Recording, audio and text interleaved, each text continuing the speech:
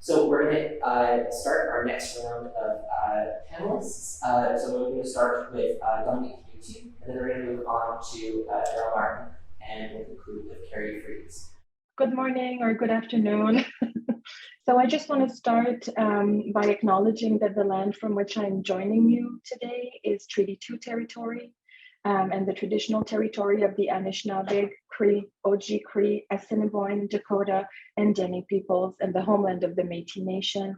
As a settler scholar here in Brandon University, I acknowledge our traditional hosts and I honor their welcome and graciousness to the students and scholars that seek knowledge here.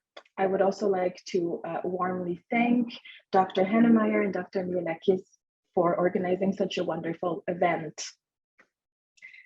The novel Sous Béton, first published in 2011 and written by multidisciplinary artist Caroline Georges, offers a thought-provoking fictionalization. Just trying to, oops, here it is. Offers a thought-provoking fictionalization of problematic caring spaces. The novel was later translated into English by Jacob Hommel as Under the Stone, which is the version that I will be using today. Georges' novel is a dystopian narrative where the protagonist's nameless child experiences, resists, and disrupts a regime in a mile-wide and mile-high bunker named the Tower and made of a special assemblage identified as total concrete. He first does so by challenging his parents' authority, then by escaping their living space, and finally, and bear with me here, by transforming into a different life form that allows him to explore the many layers of the tower and discover the truth about the sustainability of life in the building. Among this chaos, the child claims a space for himself through an attunement to vibrations and others that he hears through the walls of total concrete, allowing by the end a geography of care to emerge from a strange space created between them. These relations instigate new spatial and affective moments, leading the troubled character to develop survival strategies that challenge the opposition between life and death and bring attention to the textures between. Following a vague apocalyptic event, the tower was created as a space of protection turned space of confinement that manages a population of now passive and highly medicated subjects. Under the Stone imagines the possible consequences of a world where dehumanized beings are confined and forced to only eat pills called nutrients, living on a tight schedule dictated by absent and omniscient authorities, and working mechanically so that the tower can function. While oppression, violence, and fear saturate life in the tower, the child slowly transforms and finds what he calls his singularity by first noticing a stain and a crack in the wall of total concrete, eventually responding to a murmur coming from the concrete walls, and as the sound, which then becomes voices, provide him with confidence and strength, he pushes back against private and public expectations of passivity and obedience. Expectations of passivity and obedience. So here I will be quoting, so everywhere around me, concrete, except in the living room where a line of 3 dark stains was drawn near the floor. I enjoyed watching the stains, but more than anything, I was on the lookout for a crack. Cracks were impossible according to the father. So the text centers on the child's thinking process and awakening, on his ability to make new sense of his environment and condition, on his coping mechanism to deal with the physical and emotional violence, but also on his unsafe curiosity. And I quote again, "And when I dared ask what would happen now, the father knew how to give an immediate answer, to choke out my brain's over-eagerness and activity. The only fundamental information is that everything has always been the same, always and everywhere. Fathers, mothers, and children," he said. "Walls, seats, air, nutrients, screens with the same landscape." Georges reverts to the non-human to imagine a future for the child's life. The child becomes aware of what he calls his singularité when he imagines and then sees the breach as he lays on the ground at night. And I quote again, This obsession with the crack began as I was simulating sleep. A shadow appeared, and I heard for the first time the deep cracking, sorry, the window. Okay. The deep cracking of concrete soon transformed into a rumbling. The ambiguous configuration of total concrete, alive according to what he learns, but also alive through this murmur, this rumbling that the child attunes to through the stains and the crack, allows movement and breaking free from this immobility, a respatialization through which the child can navigate differently in a unique form of merging that encourages his shared singularity to thrive. Georges' exploration of a different form of embodiment through the non-human as an element of a geography of care suggests new avenues for thinking relationality, not only when the situated body gives in to pain, but when the nurturing and caring and sustaining system denies proper care beyond primary and mechanical needs and only serves to dehumanize and control. The text plays with the limits of embodied subjectivity and relationality by imagining a form of care transacted by this relatedness to total concrete and articulated by the child's attention to what he calls others, whom he hears through the breach and with whom he feels a shared connection inscribed spatially through those murmurs and the vibrations. So geographies of care, a care here that is to be understood as a responsiveness to vulnerability, as a form of attending to, are this shaped by the child's attempt at reinventing his life form in relation to those others, and by his reclaimed vulnerability, which he uses to transform himself rather than to succumb to the violence of the father and to that of the authorities who simply barge in their suite randomly. The child is initially a muted subject who finds a voice, a place through this disturbing relation with total concrete, and eventually with those other voices that come from this complex event structure. The violent beatings experienced at home, the useless tasks completed through a screen that feeds him propaganda, and a sense of, and I quote, being on the edge of rot, participate in the child's lifelessness as well as trigger a desire for escape, despite the impossibility of that happening. And I quote, my presence had been reduced to a minuscule knot, a microscopic point that revealed its limits, that pushed against my limits to free itself. But there was no room for me. There was no place in my own body. I was already too big despite my smallness, too present. I no longer wanted to be there at all. And then the narrative takes a radical, more luminous turn when the child and the breach in the wall come together and make new space for a more careful or caring kind of existence, for a new life form. And I quote again, I had not truly disappeared. On the contrary, I felt something new beat in me, a growing power. And so to use the words here of Caroline Georges, the author, the novel is an act against dominant systems of thought and social and physical standards, configuring the public spaces and practices of the tower, which represent protection and care for a remaining healthy population following an apocalypse that turned harmful and alienating. The biomedical language, the coercive practices used to keep the zombified subjects in line, and the extreme violence in the child's home highlight this aspect of the novel. The text plays with a continuum of immobility and mobility, first describing his existence in the immense building as passive and stagnant, with variants of the word immobility being used repeatedly, and the characters being described as motionless. For example, the child says, before, I'd often been immobilized on my seat, always busying myself with not moving. And he comments on being caught between the two parents, between the father and the mother, in silence, without moving, only my jaw a few seconds at a time to swallow nutrients. He adds, and I quote again, the father and the mother were adults, but the father was numbing himself more and more, and the mother rotted at the same time. At the same rhythm, sorry, stressing here a different kind of paralysis for those characters. And the child also explains his daily routine, which consists of learning and faking sleep. I quote, "I waited all day sitting on my gray sheet, my head tucked snugly into the learning box, immobile between the concrete walls without windows."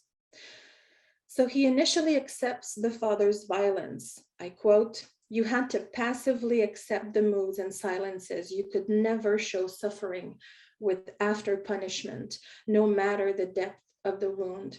I swallowed my tears, arguments, and moaning, despite the tension that grew in me. There was no choice but immobility, react like concrete." And so the pretending to sleep, to learn, the concrete-like behavior and self-awareness marks the beginning of a transformation for the child protagonist when he realizes that the building seems to contain other singularities that acknowledge his presence. He finds the strength to resist and confront the parents as he is about to get beaten again. I quote, "But instead of protecting myself, I declaimed with newfound certainty, I don't want to do as you do. It makes no sense. You are the worst possibility. You are already dead." With his newfound singularity, he feels a knot growing inside him. And I quote, "A knot in me that had become denser through the alienating repetition of the same." Of sameness. I was already too big despite my smallness, too present. I no longer wanted to be there at all, but there was nowhere to go. I knew that well. And so this knot that he feels inside him triggers a sense of wonder that the possibility before him, at the new possibility before him, through this breach that will eventually allow him to transform and merge with the concrete building, to join with the other singularities.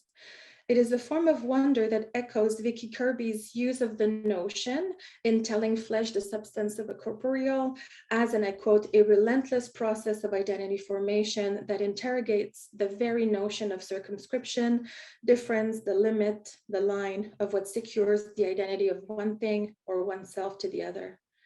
Similarly, relying on Luce Irigaray and Iris Marion Young, wonder scholar Louise Economides suggests that wonder as a critical and ecological concept, and I quote, "is vital not only to sexual politics, but also to ethics more generally. Wonder and desire remain possible spaces of freedom between the subject and the world." In Ecology of Wonder, she defines wonder as a welcome uncertainty, as a gateway to new possibilities, and as a capacity to respond to the call of things and others. Although suspicious of certain scholars' overconfidence in configuring wonder as a systematically compelling or guaranteed source of ethics and respect, she nonetheless argues that wonder shares ground with notions of protection, as well as with something worthy of awe and care. She adds that wonder can operate as an aesthetic and ethics of possibility and creativity. And her focus on the relationship between ecology and wonder resonates with Georges' imaginary world, in which there is also, through the dramatized and poetic voice of the child, who moves through and reclaims space while being physically constrained, and I quote, "a certain productive naivete in the name of positive change, along with a focus on the symbolic and material interactions of space, body, and identity." And so I'm drawing here on different theorizations of wonder, and this is new work here, following Irigaray and Young, and I'm choosing these scholars because they don't idealize or do not romanticize the term of wonder and explore the complexities of shared and singular experiences to resist dominant ideologies of responses to otherness. So back to the novel, in Wonder, the child, and I quote, "feels something moving inside him, pushing him to confront one last time the father who reacts very violently." I quote, "The father punched and punched and pushed and pushed, and so I disappeared, and the next moment hearing and sight were reactivated simultaneously and better than before." So having disappeared and then reappeared in some shape, it's very ambiguous in the text. Within Total Concrete, the child interrogates his new state of being. I quote, "I can't contain myself anymore. Am I rotting? There's almost nothing left of me."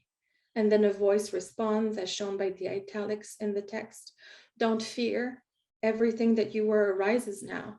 You're being open to manifest. You're expressing yourself. Don't resist. It is a moment of opening. So here, almost at the end of the novel, the new life form is also expressed by a shift in textual structures as single sentences are spread out on the page, poem-like, forcing a different speed and rhythm, embracing the empty space, extending the narrative over those white parts on the page. The narrative also shifts from the child's perspective to a blurring of I and we, and I quote, "Something beats, a regular pulse. I received the totality of these combined presences that pushed towards me." And this new regular pulse, as a response to the systematic and organized chaotic repetition of the same, suggests a new codification or configuration for life and death in the tower. If the child cannot escape it, he can nevertheless build different relations between the chaos and those problematic caring practices. In contrast to the rhythmic patterns that structure most of the narrative, the final section in which the child transforms and emancipates using cryptic pseudo-theoretical words, I mean, the novel is far from being perfect, raises questions for the reader about whether this process symbolizes death or whether the character becomes one of the walled-in voices. What seems to really matter, however, is best represented by one of the protagonist's final statements, and I quote, "I had never imagined such gentleness." The latter word standing out ironically and abruptly on the page in this overall troubling narrative. Caroline Georges, first trained as a contemporary dancer before turning to other forms of art following a tragic car crash that left her immobile for a long time, forcing her to rethink her relationship to a body over which she felt she had little power.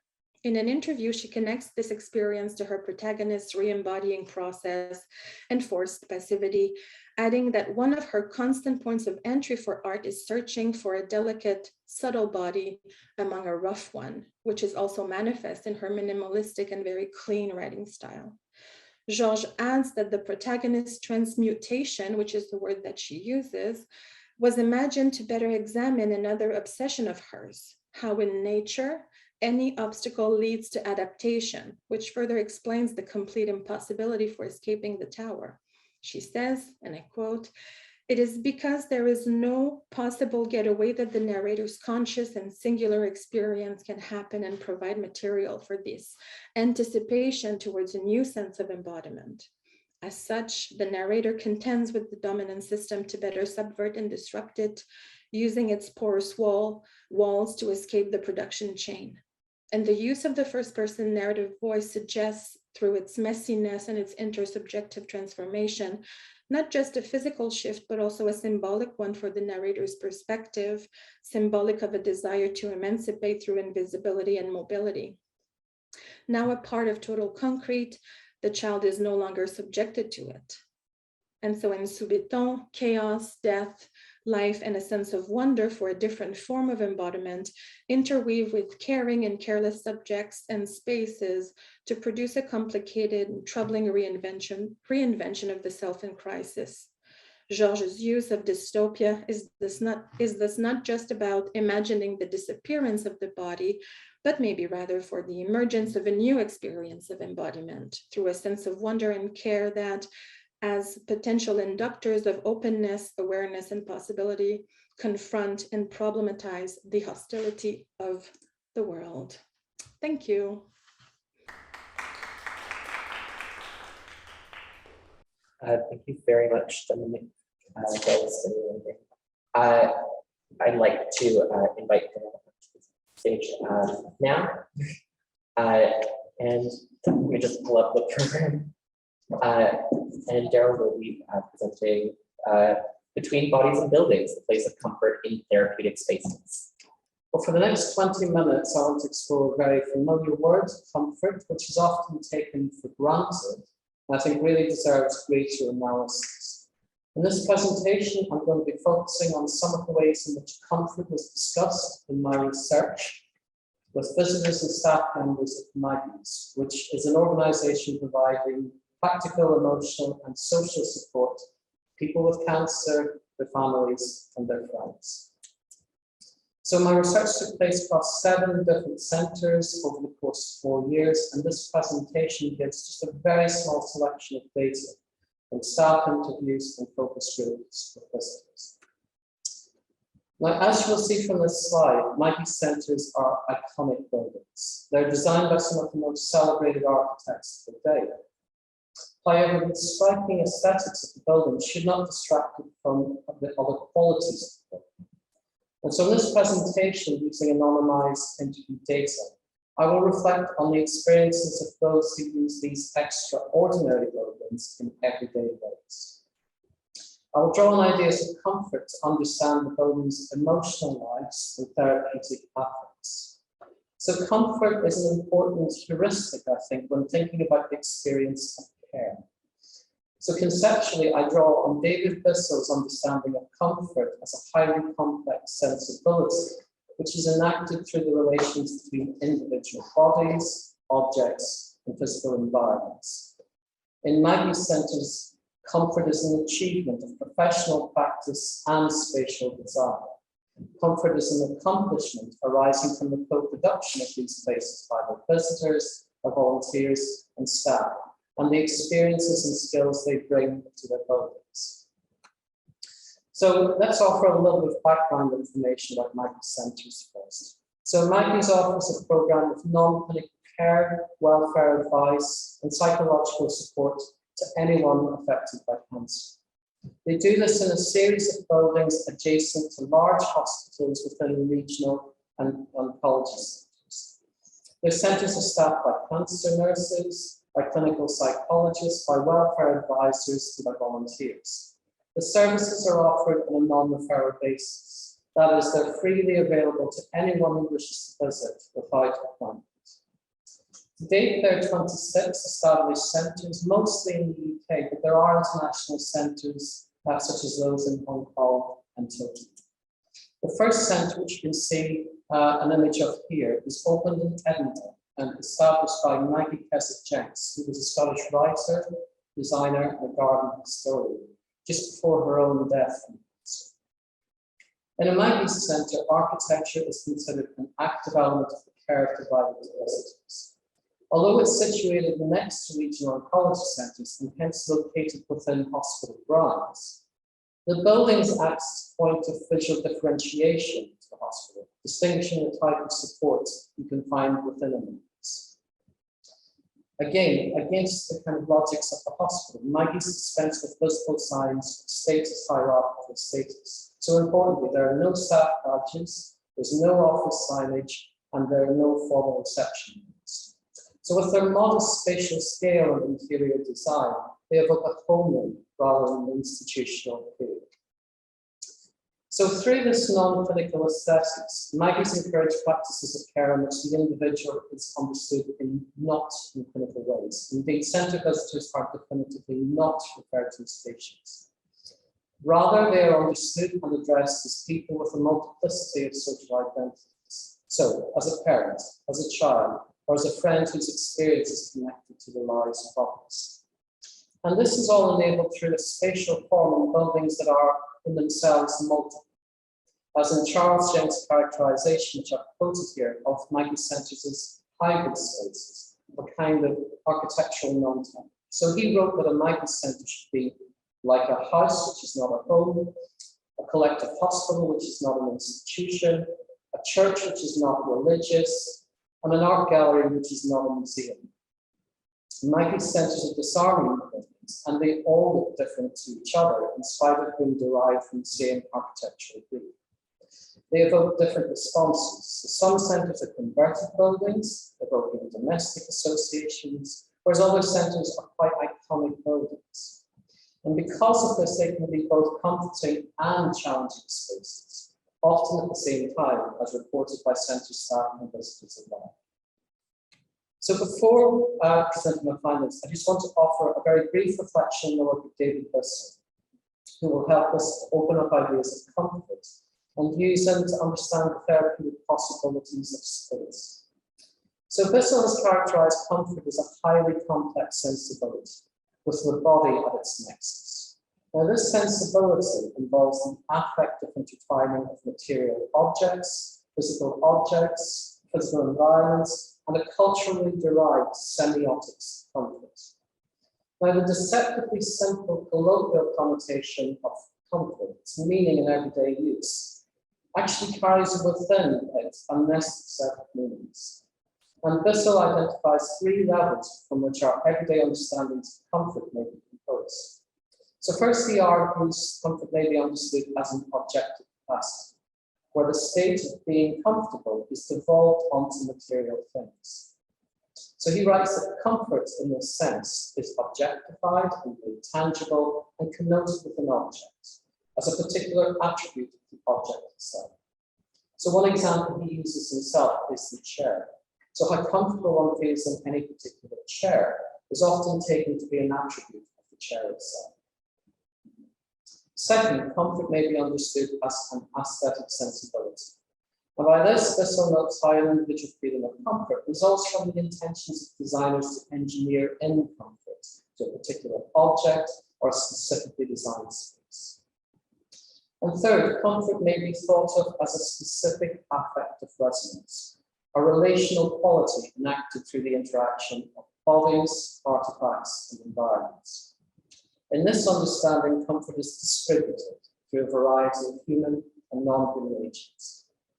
Comfort also relates in this understanding to our expectations of the feelings that may come from the assembling of particular elements within particular environments.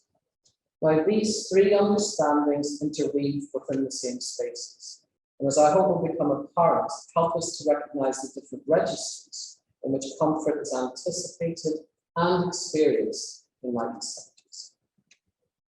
So, thinking about comfort as an objective capacity residing in specific things. Well, this was a recurrent theme in the discussions with visitors, volunteers, and staff. The kitchen table is typically the first thing a visitor sees when arriving at a Maggie Centre, not a formal reception. And this is one example from a Maggie Centre in Scotland. By placing such a domestic piece of furniture at the entrance to the building, the intention is to make visitors feel at ease. And the use of smaller objects throughout the centre then reinforces the sense of ease or comfort. So the use of books provides a really interesting example of this. In response to my question asking how Maggie centres differ from other spaces in which USCs care, Tom replied to me, well, when I go into a GP clinic or a urology clinic, I'm in a room in which there are books on shelves that I'm never going to be able to read or understand. And there are devices around here that I know not what they do, nor would I be able to interpret what results come from. And so I feel like I've gone into someone else's house that really isn't that comfortable with me being there. There's an alienating feeling in that these guys know better, and especially when we get onto the topic of telling me what I should do in light of the books on the shelves and the devices that can be installed. But that's not here, everything's familiar. So Maggie centres have books on their shelves in the libraries too. There are books about cancer, but these are books for general leadership. And alongside these, there will be books not on cancer at all. There will be books about arts, there'll be poetry, there will be novels, and there'll be children's literature. So as opposed to the medical textbook Tom mentions, these are books that do not exclude visitors. They are objects, or to use his word, devices, being deployed to different ends. In the staff interviews, Nikki, who is a cancer support specialist, also discussed the books in the room where we were sitting for an interview. Nikki said, it's very rare for anybody to ever pick a book off the shelf, but the book makes the place feel comfortable sitting here on top. There's a familiarity to the things, the positions we're in when we're talking, and that's very different to anything that would exist in a clinical setting where you're either at different heights or you're sitting in front of people but there's a desk between you, all those different things. This is unusual. That actually you could be sitting pretty much in very close proximity to somebody, getting into a dialogue like this. So we can see that enabled by the placing of certain objects and the avoidance of other objects with associations to clinical settings, this proximity and conversation enacts a sense of familiarity which is deliberate and artfully done. This is a material environment in which familiarity is being designed in, allowing visitors to be comfortable and to read the space in particular ways. This intentionality of design leads us to the second aspect in Bissell's formulation, that of comfort as an aesthetic sensibility. So understanding comfort as an aesthetic sensibility refers to the ways in which our experiences of space are anticipated by architects and designers. So in the case of Maggie's centres, their spatial designs and material objects play on cultural strips of domesticity and the feelings of comfort that these can induce. Mandy was a cancer support specialist, and she talked to me about the efficacy of this strategy. In an interview, she told me that, in her words, I thought when I worked in the community, going to visit people at home was you getting them in their comfort zone, getting the immediacy of it. But actually, I get more of that in Maggie's than I do in other settings. She continued to explain, I have very, very deep conversations with people very, very quickly. I'll get to that point either on the first visit or maybe the second or third time I've spoken to somebody. Whereas before in other jobs, I would have to build up that level of relationship to get to the point of having that conversation. Now, I think this is her words. I think the difference is that the environment does feel comfortable and homely to people. So they do have a sense of rightness in being there. But I think because they're not in their house, they're freed up from all of the constraints that brings. So if you're sitting in your own living room, surrounded by photos of your family, or you know that your husband's in the next room, that does influence and constrain what you say and what you feel to be able to share. So this is a Maggie Centre acting in the house which is not a home, to quote James again. And yet, as James continued to suggest, in a Maggie Centre you may find elements of the hospital setting, but also the qualities of places of worship and art galleries too. The result is a series of buildings that are often unconventional in their external appearance, sculptural, and often quite challenging pieces of architecture. Indeed, this idea of a challenging architecture, which takes visitors out of their comfort zone, is inscribed in the architectural brief common to all centres. I asked Mandy about this specific idea within the brief, and she reflected on the building where we were sitting and she worked. She told me that, well, in terms of this city styling and architecture and what people of this city are used to, this is not a building that necessarily sits comfortably in the city. It doesn't sit uncomfortably, but it's not a common building. So it challenges people because it looks completely different to what they're used to being. Now, does it need to challenge people? She continued. Well, I don't know if I'd say that it needs to challenge people, but I do think that what's helpful about that challenge is that by helping people to get used to that new space and something that is not as immediate for them, it helps them to realize their own adaptability. Now, certainly this balance between an architecture that challenges and an architecture that comforts is weighted differently by different people. We bring with us a history of affective dispositions and embodied tastes crafted in places we've previously known, and that shapes our experience of any new space. So despite the best plans by architects, comfort cannot be predetermined, and as Bissell reminds us, is reliant on bodies themselves to facilitate comfort, if we understand comfort as a specific affective resonance. So in this third meaning of comfort, Bissell writes that we move away from comfort as objectified or as intentional, and instead we present comfort as a set of anticipatory affective resonances, where the body has the capacity to anticipate the physical sensation of the engineered environment. In this understanding, comfort can be seen as embodied and socially situated, arising from the relations between people in the space. And certainly the embodied experience of comfort needs to be emphasized in this understanding. So comfort is experienced in multisensory ways, with the body drawing on a range of senses when becoming comfortable within its environment. So Maggie's commissioned visually striking buildings, for sure. But what can we hear? What can we smell? And what can we taste in these buildings? How do they feel? One staff member associated the signs of her Maggie Centre with the feeling of comfort. He said, the space feels very different. It's comforting. There's a racket.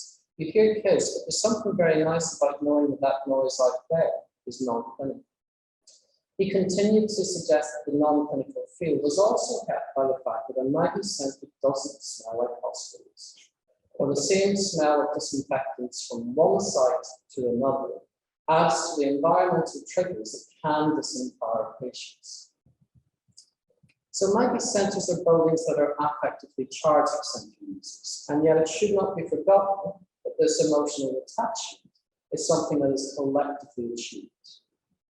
Comparing the experience of working in two different centers with different spatial layouts and very different aesthetics, Nikki suggested that while people do seem to get very comfortable in that building, another center, very much quicker, they don't need a guide towards their comfort, whereas in this building, they do. And maybe there's something in that, because visitors see us staff as a navigator. They engage with us and they're identifying and helping with it. So Maggie centers can exude an ambient sense of ease within their walls that is gracefully achieved. But this always involves direction, negotiation, and labor. The kitchen table is a case in point. It is both a place to relax with visitors, but it is also a site of emotionally demanding work for staff and volunteers. The comfort visitors feel here is managed or correlated. And in conclusion, this brings us to an understanding of comfort conceived of as an ongoing achievement, as a collective accomplishment. Comfort is achieved through often very, very small things and gestures. So a network of non-human objects, such as a cup of tea, that visitors are often the first time they come through the door. Comfort is also achieved through a semiotic rendering of domestic space by the work of its architects. And comfort is achieved by the human presences and staff practices that animate these spaces. So I will leave you with a list of some of the sources I used in writing the longer version of this paper. The paper has been published in an edited collection called Geographies of Comfort, and this is a book which has just been published this year, and which you'll see on the list in the book. And obviously, I'm happy to answer any questions that you have in the questions and answers. Thank you. Thanks for reminding me. We are holding questions at the end, but thank you for that. I'd like to invite to the stage Carrie, Friese, who will be presenting Invisible Care in Translational Medicine. I apologize in advance that I don't have a PowerPoint slide. So I'll do the best I can to address all kinds of audiences. So first of all, I want to thank you for the invitation to consider this category of the global with the concept of milieu and with attention to the practices of medical humanities. In this paper today, I will tell two different stories about two different but connected milieus that are central to biomedicine today. The animal facility, where laboratory animals are born, bred, modified, cared for, and killed. For the laboratory, where those bodies are used to make knowledge, techniques, and pharmaceuticals that can circulate around the world. And that is why I'm excited for a method today will be storytelling. I want to look at the animal facility as a milieu where practices of care and knowledges that are there introduced are routinely dismissed and ignored, thus producing a productive site of ignorance in the global circulation of, in this case, vaccines. So story number one. Oh, and I should say, this is based on ethnographic research that I did as part of a global trust funded study that is mixed methods. So this is one piece of a larger study. I'm spending the day with Adam, a postdoctoral researcher who is conducting a series of experiments that all ask why older people respond less well to vaccines when compared to younger people. Adam is using the aged mouse colony in order to answer this question. He explains to me that it is known that older people do not uptake immunizations as well as younger people do. But the mechanism for this is not known. His experiments aim to understand those mechanisms better. Immunizations were given to mice of 12 weeks of age and to mice of 90+ weeks of age. 7 older and 7 younger mice were then called at each of the following time points after the immunization was given. 7 days, 10 days, 18 days, and 21 days. I am watching the last experiment using the 7 young and 7 old mice called at day 21 after immunization. This laboratory is collaborating with a pharmaceutical company, and the research with mouse-derived tissue is being conducted alongside research using tissues derived from humans. This is a repeat experiment. The lab has done this experiment once before and similarly can be validity. Adam has therefore done this experiment many times. He had also come in the day before, which was a Sunday, in order to conduct the experiment, getting the different solutions all ready so that he had everything at hand. He frequently describes learning to be well organized as part of his scientific training. When I arrive, he is well underway with the experiments, having already taken lymph nodes from the 14 mice. He now has the lymph nodes in a strainer over a petri dish. He is mashing the lymph nodes with saline solution using a very fine mesh sieve. He adds more saline to each petri dish and then puts the petri dish against a little motor that ran in circles to stir things up. Adam then puts the petri dishes into a centrifuge and adds culture. He then puts the culture in the incubator for about 20 minutes. While the cells are incubating, Adam has me watch his PhD student whose research is aimed at building a mathematical model for immunological response. She has the legs from the same 14 mice that were the subject of the day's experiments, and she is removing the bare bone marrow from these legs. Under a hood, in a separate part of the lab, she is taking away all the tissue and skin from the legs. She then takes a needle or syringe full of saline solution to get the bone marrow out from the bones and into the test tubes. In both Adam's work and in the PhD student's work, I am watching the animal body and its parts disappear. And using my religious categories, the naturalistic animal is becoming an analytic. Throughout the day, I watch cells be cleaned, spun in a centrifuge, put into incubators, and solutions be made. We wait a lot for culture. Adam and I therefore have a lot of time to talk about a range of different topics. During one of these waiting for culture conversations, I asked Adam if he thought it made any difference for his experiment that all the mice are female.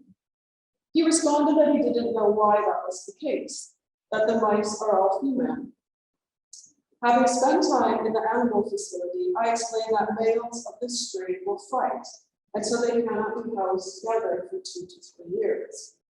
The Institute did not believe it was right to singly house a mouse for that long. So that is why he is working with female mice in this experiment. Adam sort of laughs and calls out to a colleague, "You know why we use female mice? Because the males fight too much." He laughs a bit and turns to me saying, "I didn't know that." And then he goes on with his work. The sociology of ignorance emphasizes that sites of non-knowledge, such as Adam's non-knowledge of why he is working with female mice, needs to be understood as a social achievement as opposed to a background failure. This is not to say that Adam can or should know everything about these mice. We all need filtering mechanisms in order to make sense of the world around us. The point is instead to say that Adam's lack of knowledge regarding why he is using female mice needs to be understood as part of an organizational filter. And this means that mice and technicians' knowledge of the mice thus becomes invisible. To understand how filtering knowledge and the invisibility of work are intertwined, I traced these female mice back to the animal facility where I acquired knowledge about the sex of the mice that I was working with. So this is story number 2. Today I am shadowing Janet, who has been an animal technician for about 35 years. She starts our day together by giving me a bit of history to the mice she will be working with, and I will be observing.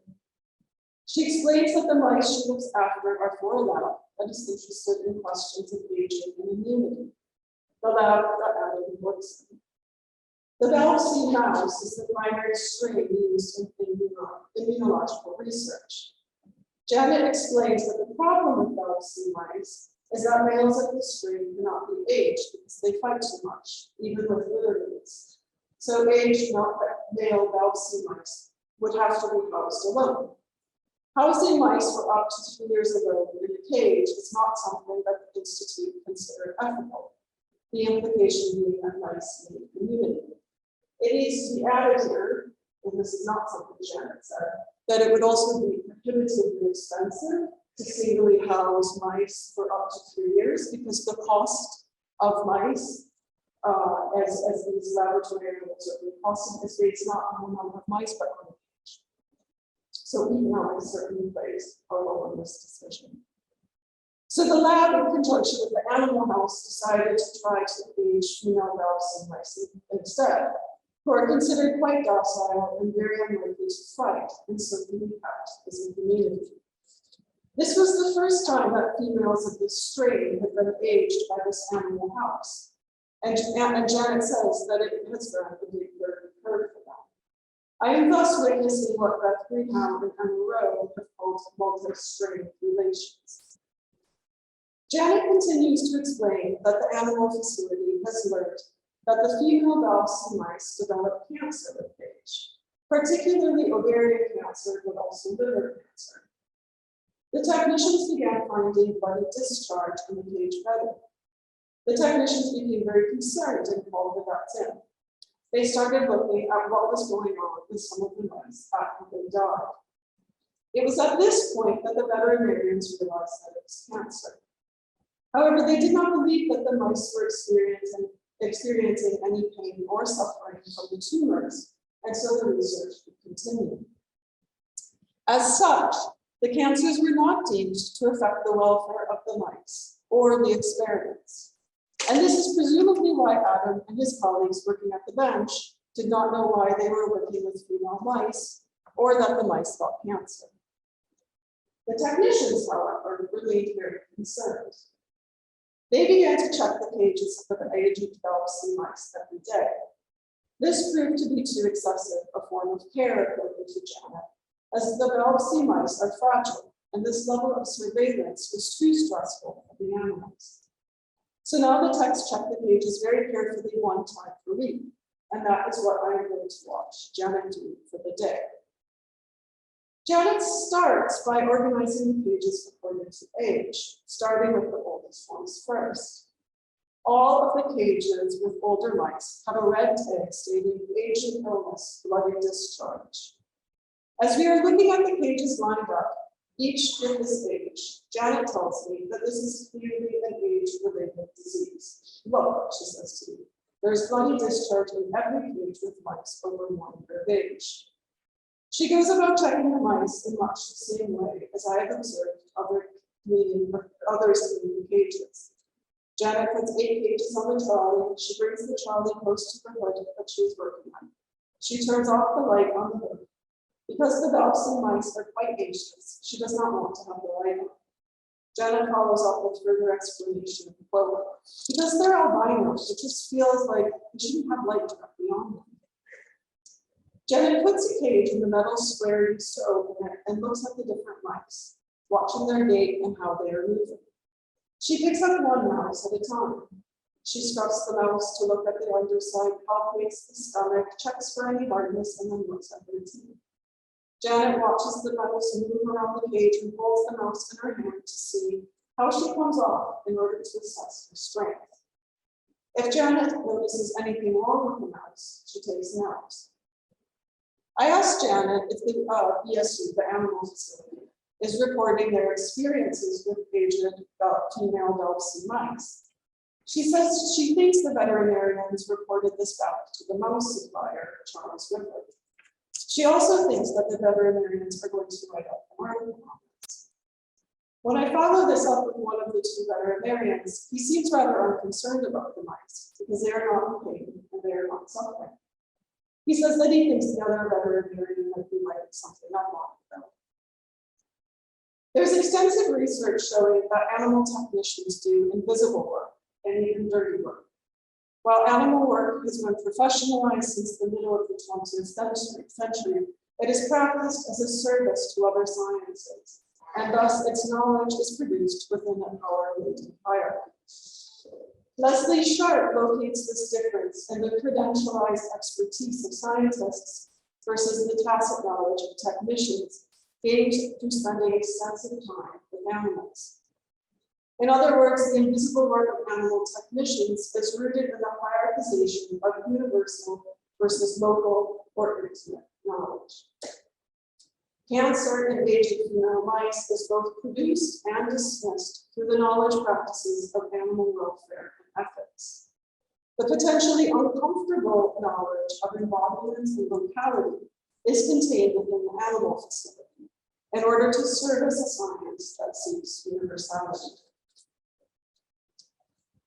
So in developing the sociology of ignorance and expanding upon Donald Rumsfeld's infamous delineation of known knowns, known unknowns, and unknown unknowns, Steve Rayner adds a fourth category: what we don't know, we know.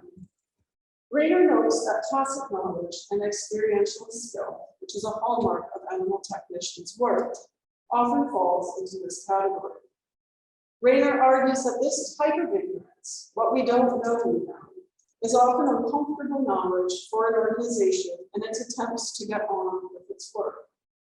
Local knowledge needs to be filtered out by Adam in order to get on with the work of developing knowledge about immunity and aging that can be packaged into a vaccine. And that was probably packaged into many of the vaccines that we have taken since. It is important to emphasize that the sociology of ignorance does not argue that it is dysfunctional to forget, but rather crucial. Rayner states, without organizational filters, we would not have information at all, only noise. Quite simply, all the processes of a mouse's life would create too much noise in an experiment that seeks to understand the mechanisms of aging and immunity. What this means is that mice need to be known embodiments of life worlds and to be carriers of mechanisms. Animal technicians and scientists need to navigate different epistemologies of life itself. But it is these different epistemologies that make the sex of the mouse potentially uncomfortable knowledge that no one is actively trying to conceal, but that is dismissed as insignificant. Rayner states, dismissal acknowledges the existence of information and may involve some minimal engagement to the point of rebutting it as erroneous or irrelevant. Dismissal is possible in this experiment on two grounds, both of which rely on qualified knowledge. First, the mice are deemed to not be suffering as a result of the cancers. Because they are not suffering, they can continue to live and can thus be used in experiments. Animal welfare and veterinary science thus play a key role in filtering tacit knowledge regarding mice and translational processes. These scientists of welfare, of care, make it possible for scientists to work with information from mice, rather than a massive noise regarding mouse biology. Second, the mouse cancers are understood as discrete in the mouse immune systems. The cancers are located in the reproductive organs, whereas the mouse's immunity is located in the lymph nodes. Mechanistic models of biology are thus another means of filtering tacit knowledge regarding mice and translational processes. The invisible work of mice and animal technicians is thus made possible in part through the social construction of both knowledge and treatments in the life sciences. Understanding biological mechanisms is part and parcel of making therapeutic mechanisms. There is a correspondence between bench and bedside, though, and a shared focus on mechanisms that can be universalized, which means filtering out the laboratory animal with which that knowledge was produced. And I would say in COVID, with the discussions of vaccines and COVID, we completely see the filtering out of the fact that this research required tons and tons of animals. The sex of geriatric Bell C mice and the fact that they get cancers are dismissed according to the mechanical models of life sciences. The work involved in making these mice work by simply living. The work of the animal technician is thus invisible. Spaces of care get erased, ignored, and deemed insignificant, creating knowledge that is not known, stories that are whispered, and a milieu of a global medicine that cannot hear the spaces of care. Thank you.